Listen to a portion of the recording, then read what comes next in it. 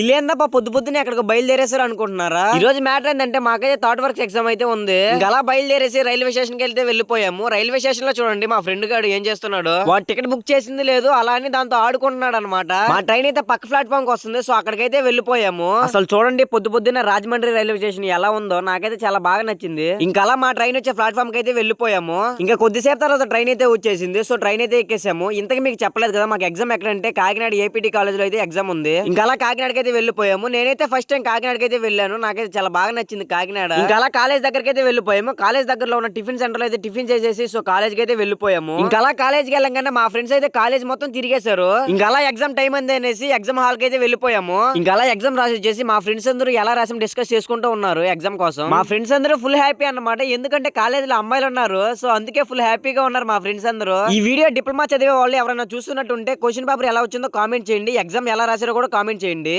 Video నచ్చితే like చేసుకో, ఇలాంటి వీడియోల కోసం మన ఛానల్ సబ్స్క్రైబ్ చేసుకో. ఉంటా, బాయ్.